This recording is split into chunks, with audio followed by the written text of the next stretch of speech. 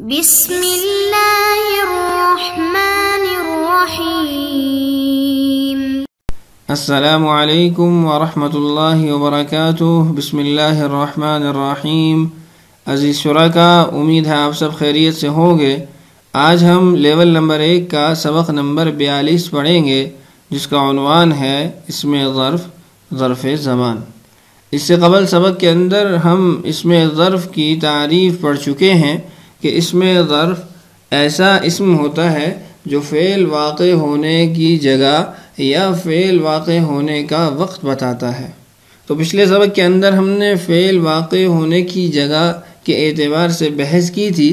آج کے سبق کے اندر ہم فعل واقع ہونے کے وقت کے بارے میں بات کریں گے۔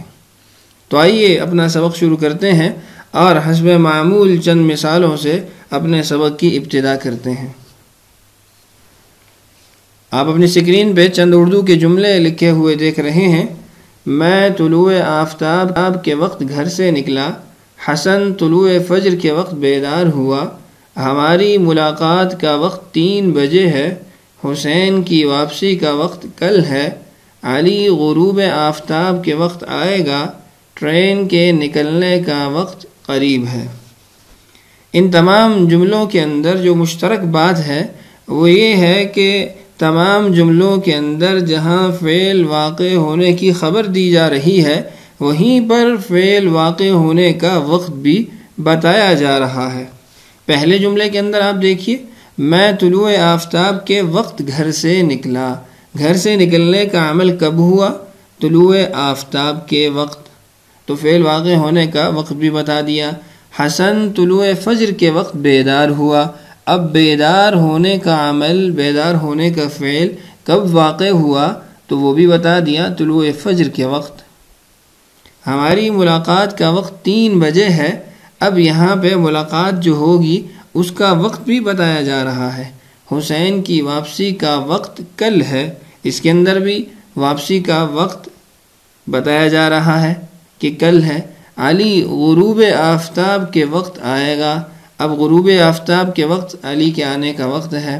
ٹرین کے نکلنے کا وقت قریب ہے۔ اب ان تمام جملوں میں آپ نے دیکھا کہ جہاں فعل کا بتایا جا رہا ہے کہ فعل واقع ہوا ہے یا ہوگا، وہیں پر وقت بھی بتایا جا رہا ہے کہ یہ فعل کب واقع ہوا یا یہ فعل کب واقع ہوگا۔ تو اسی کو اصطلاح کے اندر ظرف زمان کہتے ہیں کہ فعل واقع ہونے کا وقت بھی ساتھ میں بتایا جائے۔ آئیے اس میں ظرف کی تعریف دوبارہ پڑھ لیتے ہیں تاکہ سبق سمجھنا آسان ہو جائے۔ اسم ظرف وہ اسم مشتق جسے فعل مضارع سے بنایا جائے۔ پہلی چیز کہ اسم ظرف فعل مضارع سے بنایا جائے گا، اور کیوں بنایا جائے گا؟ تاکہ فعل واقع ہونے کی جگہ یا وقت بتائے۔ پچھلے سبق کے اندر ہم نے فعل واقع ہونے کی جگہ کے اعتبار سے پڑھا تھا۔ آج انشاءاللہ فعل واقع ہونے کا وقت بتائے، اس اعتبار سے ہم اسم ظرف کو پڑھیں گے۔ مثال دیکھیے، مسکنن مطلعن۔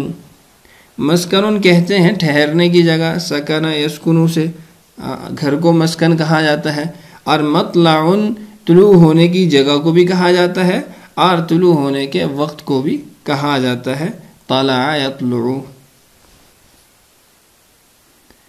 آئیے یہ بھی جان لیتے ہیں، دوہرا لیتے ہیں کہ واحد تثنیہ اور جمع کیسے بنے گا۔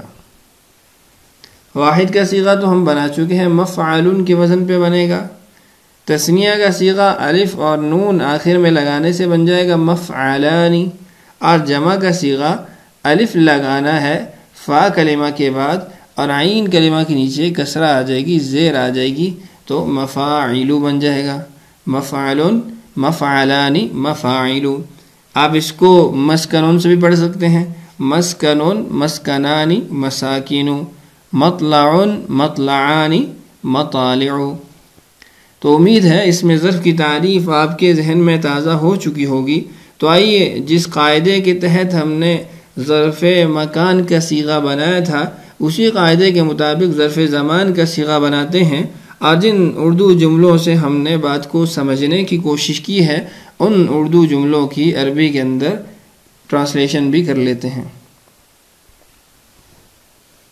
پہلا جملہ تھا میں طلوع آفتاب کے وقت گھر سے نکلا. تو اب ہم نے ظرف زمان کا صیغہ بنانا ہے. بنانے کا طریقہ پچھلے سبق میں ہم جان چکے ہیں، اچھے طریقے سے پڑھ چکے ہیں. تو جملہ بنے گا خرجت من المنزل مطلع الشمس.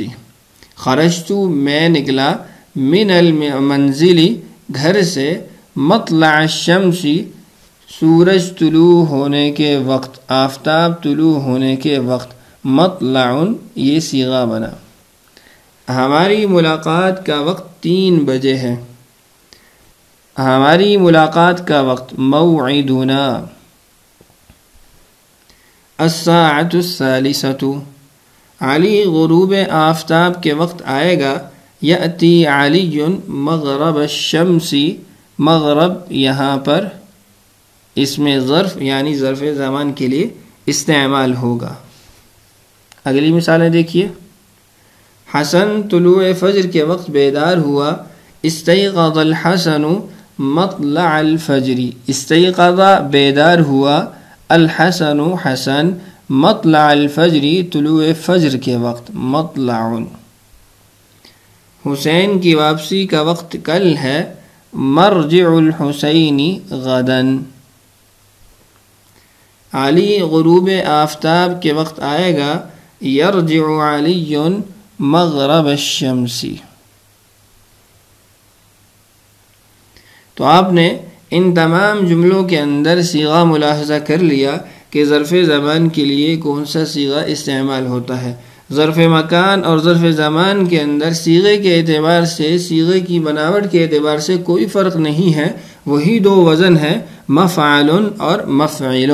جہاں کسرہ ہوگی عین کلمہ پہ مضارع کے اندر، وہاں مفعل کا وزن ہوگا، اور پیش اور زبر کی صورت کے اندر مفعل ہوگا. یہی قاعدہ ان تمام مثالوں کے اندر جاری ہوا ہے. تو امید ہے مثالوں سے آپ بات کو اور اچھے طریقے سے سمجھ چکے ہوں گے. آئیے اس میں ظرف کی گردان کو بھی دہرا لیتے ہیں. گردان مفعل کرنے کی ایک جگہ یا ایک وقت، صیغہ واحد. مفعلانی کرنے کی 2 جگہیں یا 2 وقت، صیغہ تثنیہ. مفاعل کرنے کی بہت جگہیں یا بہت وقت، صیغہ جمع. یہیں پر اگر مفعل ہوگا تو گردان ہماری عین کلمہ کی کسرہ کے ساتھ ہوگی. مفعل، مفعلانی، مفاعل. تو یہ 2 وزن ہے اس میں ظرف کے لیے، مفعل اور مفعل. تو ان گردانوں کو اچھے طریقے سے یاد کر لیجئے اور مختلف صیغوں سے اس میں ظرف بنا کر اس کی گردان کو اچھے طریقے سے پڑھیں، تاکہ اس میں ظرف کا استعمال اچھے طریقے سے آپ کو آ جائے اور یہ بحث بھی آپ کے ذہن کے اندر اچھے طریقے سے بیٹھ جائے. تو آئیے اب حسب معمول اپنی مشق کی طرف بڑھتے ہیں. ہماری مشق کا سوال ہے درج ذیل افعال سے اس میں ظرف بنا کر مکمل گردان لکھیں. چند صیغے یہاں آپ کو دیے گئے ہیں، ان سے آپ نے پہلے اس میں ظرف بنانا ہے، پھر اس کے بعد اس میں ظرف کی مکمل گردان لکھنی ہے. پہلا صیغہ ہے یذهب جانا. دوسرا صیغہ ہے یطلع طلوع ہونا. تیسرا صیغہ ہے یرجع لوٹنا. اور چوتھا صیغہ ہے یغرب غروب ہونا. ان میں سے بعض الفاظ آپ کے لیے نئے بھی ہوں گے، ان کا ترجمہ بھی آپ اچھے طریقے سے یاد کر لیں تاکہ الفاظ کے اعتبار سے بھی آپ کی ترقی ہو اور عربی الفاظ بھی آپ کو اچھے طریقے سے یاد رہیں. تو ہمارا آج کا سبق ختم ہوا، اس میں ظرف مکمل ہوا. ظرف مکان ہم نے پچھلے سبق میں پڑھ لیا، ظرف زمان ہم نے اس سبق میں پڑھ لیا. امید ہے کہ آپ سبق کو اچھے طریقے سے سمجھے ہوں گے. اللہ تعالی ہم سب کے لیے سمجھنا اور سمجھانا آسان کرے. اللہ تعالی ہم سب کا حامی و ناصر ہو. اجازت دیجیے. السلام علیکم ورحمۃ اللہ وبرکاتہ.